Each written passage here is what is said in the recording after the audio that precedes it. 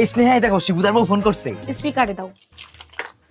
হ্যাঁ বৌদি বলো। হ্যালো স্নেহা, বলছি দেবাশিস বাড়িতে আছে গো। আসলে আমার ঘরের লাইটটা না খারাপ হয়ে গেছে, ওকে একটু পাঠিয়ে দাও না।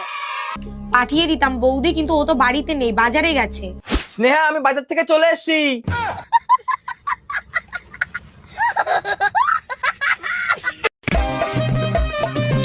এই স্নেহা, এটা কার মেয়ে? কেন, আমাদের মেয়ে। বাহ, খুব মিষ্টি দেখতে হয়েছে তো। কার মতো দেখতে হয়েছে গো? শিবুদার মতো।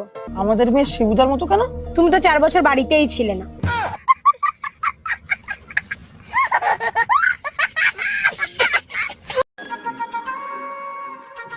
দাদা ফাঁকা হবে? হ্যাঁ খালি আছে।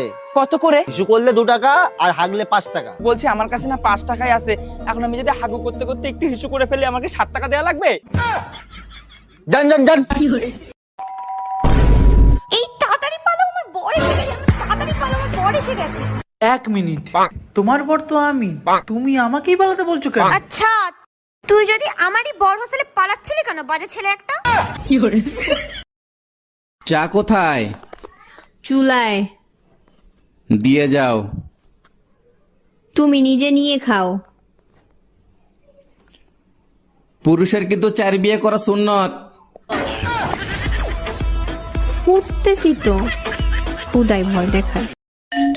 হ্যালো বেবি সোনা, কেমন আছো তুমি?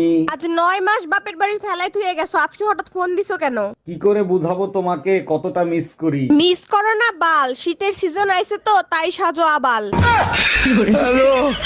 জামাই কই তুমি, তাড়াতাড়ি এদিকে আসো। শালা শ্বশুর বাড়িয়েও শান্তি নেই। কে জাম্মা জান, আপনার মেয়ে কি মরে গেছে নাকি? এসব কি বলো জামাই, সকাল থেকে মেয়ে বমি করতেছে। যাও মিষ্টি নিয়ে আসো, সুখবর আছে। আরে কিসের সুসংবাদ? লেবুর রস করে খাওয়ান, সারা রাত বসে মদ খাইছে। আম্মা জান, আমি বিয়ে করে নিয়ে এসেছি, এই যে আপনার বৌমা। এই আম্মারে সালাম করো। আসসালামু আলাইকুম আম্মা জান, আমাদের জন্য দোয়া করবেন। ওয়ালাইকুম আসসালাম। খুব সুন্দর বউ হইছে, দোয়া করি সব সময় সুখে শান্তিতে থাকো। আপনি শান্তিতে থাকতে দিলে অবশ্যই দোয়া কবুল হবে। টাকা পয়সা সোনা দানা যা আছে বের কর, নইলে তোর বউরে মাইরিয়ে ফেলাবো। ভাই আমার কথা শোনেন। প্লিজ ভাই, আগে উনার কথাটা শোনেন, তারপরে আপনি যা খুশি তাই করেন। ভাই আপনি যা চান তাই দেবো, ওরে আপনি তাড়াতাড়ি ছেড়ে দেন। বউয়ের জন্য এত ভালোবাসা জীবনে কোনোদিন দেখি নাই। আরে কিসের ভালোবাসা, যে কোনো সময় বউ চলে আসতে পারে, ও তো পাশের বাড়ির ভাবি।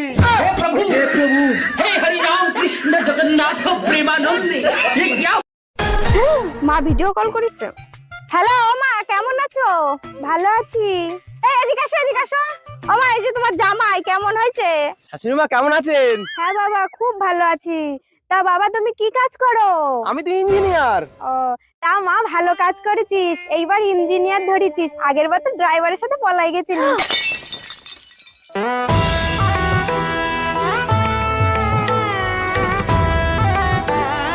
তোর সংসার নেই, তুই থাক, গেলাম আমি বাপের বাড়ি। যাও, কিন্তু যাওয়ার আগে সুমন ফকিরের 600 টাকা দিয়ে যাইও। কিসের টাকা? আমি তো তার কাছ থেকে কোনো টাকা ধার আনি নাই। তোমার জন্য একটা তাবিজ আনছিলাম, বলছিল তাবিজে কাজ করলে টাকা দিয়েন। কি তুই আমারে তাবিজ করছিলি? এই তুমি কার সাথে রাত কাটায় আসলা? কোথায় গেছিলা সত্যি করে বলো। তোর মার সাথে গেছিলাম, সারা রাত বসে রামায়ণ শুনছি। ও আচ্ছা, তার রামায়ণ শুনে তুমি কি শিক্ষা লাভ করলা? আরে রাখো তোমার শিক্ষা, আমি তো এখন পর্যন্ত বুঝতেই পারলাম না সীতা কার বাপ। এই অনিল আমার কাছে টাকা পায়, বারবার করে ফোন করছে, বলে দাও তো আমি বাড়িতে নেই। হ্যালো। হ্যালো বৌদি, দাদা কোথায় গো? না, দাদা তো বাড়িতে নেই, বাইরে গেছে। কি বলছো, বাড়িতে দাদা নেই? ইস, আমায় ডাকুনি কেন?